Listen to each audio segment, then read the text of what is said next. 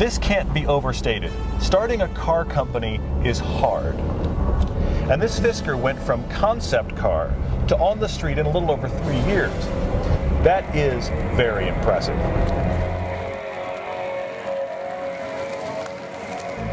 So far, Fisker's had more than their fair share of problems, so we really can't say what the future holds for the company, but we can discuss this car.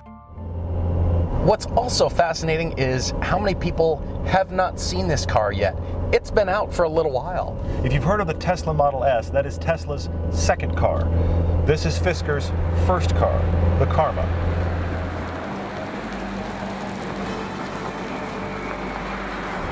I gotta admit, it's kind of fun to be in a car that turns heads as much as the Fisker does.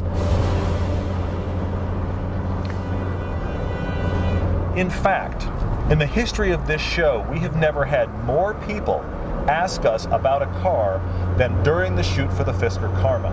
We can't stop this car without talking to people. Now, one of the most similar cars to the Fisker Karma is not the Tesla. The one that is most similar is the Chevy Volt. It is an electric-powered car. 2 wheels are driven. In this case, it's rear-wheel drive. In the case of the Volt, it's front-wheel drives. And when the battery drains, there's a gasoline motor on board that kicks on to create electricity. The Karma is just a series hybrid. So what that means is the engine is not connected to the drive wheels, but only there to charge the batteries. Unfortunately, the engine in this car is just loud.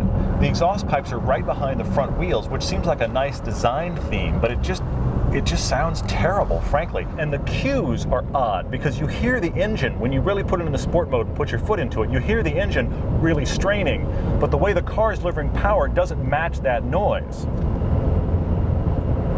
Despite that, the power delivery is actually fantastic. What the Karma also has going for it is the instantaneous torque of the electric motors to overcome the weight. And it's kind of like riding one of those moving sidewalks at the airport, but very fast in an amazingly comfy chair. At no time do I feel like this car is slouchy. This is a plug-in hybrid vehicle that I just want to drive like it's a normal car. And what's great about it is you can.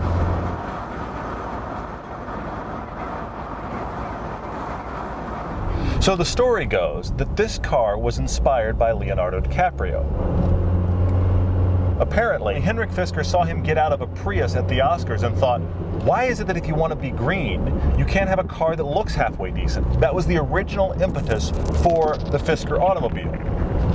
Now, years later, as Fisker's gone through various investors in a bit of financial trouble, one of the actual investors in Fisker is Leonardo DiCaprio.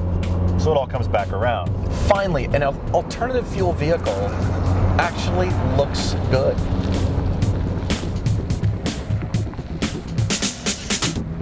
This car is pretty cool in pictures, and it's stunning in person. This has an amazing amount of presence. I mean, there's flowing, sexy lines all over this car. And then a mustache on the front.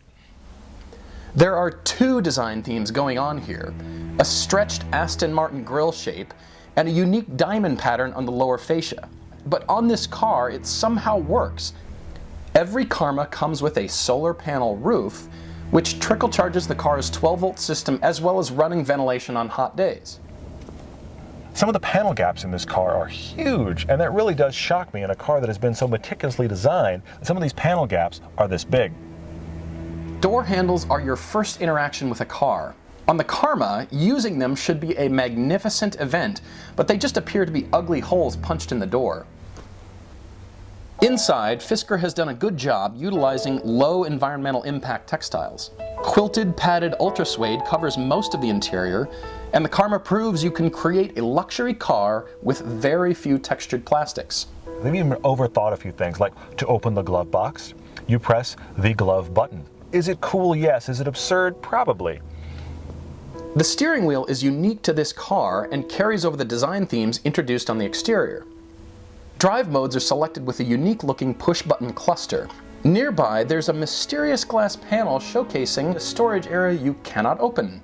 It's just like this diorama to unused space. And in a car that is so cramped for space, this is vital real estate.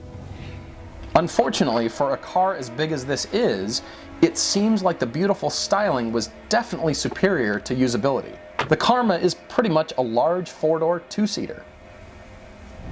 The Karma also comes with something called Pedestrian Awareness, and it's a sound emitted by speakers in the front and the rear of the car. It kind of sounds like a robot groaning, but definitely gets your attention, so it's doing its job.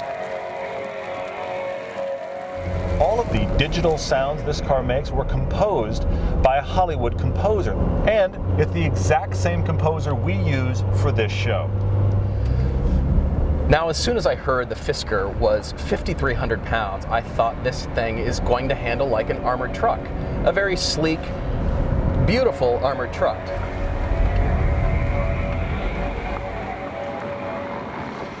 You can buy SUVs that weigh less than the Fisker Karma.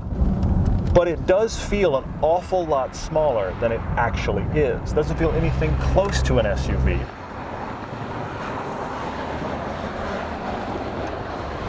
Fisker has really refined the dynamics of this car to match the low center of gravity and the weight.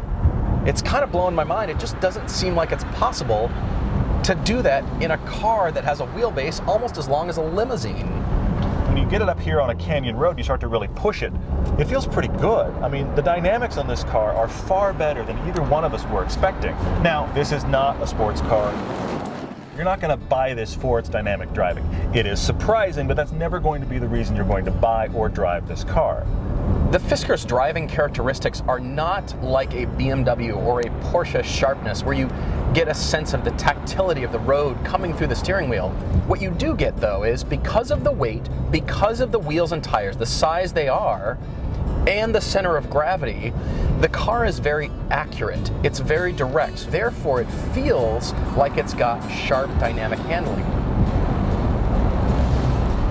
But the big elephant in the room is actually the Porsche Panamera, and Fisker has kind of called out the Panamera, and the truth is, this is not as good as that. So with the Fisker, I would say you get 70, maybe 80% of the handling prowess of the Porsche Panamera, but none of the ugly. What I come away with from the Fisker is that I'm so excited by how well this car drives. I'm willing to overlook a lot of the things that you can say, well, I wish it had this, or I wish it did various things better. You have to look at it from a creative and pushing the boundaries forward kind of thing. It seems like an event. Every time I get in and drive it, it feels like a special occasion. This is no kind of family vehicle. It's probably only going to work for the CEO who wants to brag and show off and is an early adopter to begin with. But we already liked the powertrain idea in the Volt, and here it is in a much sexier car that's a far more dynamic car to drive. Unfortunately, this engine in this capacity is just loud in an unattractive way.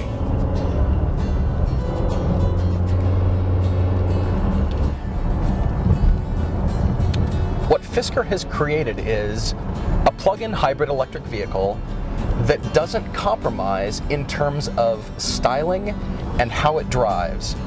And for me, that's what I'm looking for. If I were in this market, that's what I would be looking for. Ultimately, I'm surprised by this car. It looks better in person than I thought it would. It feels better to drive than I thought it would.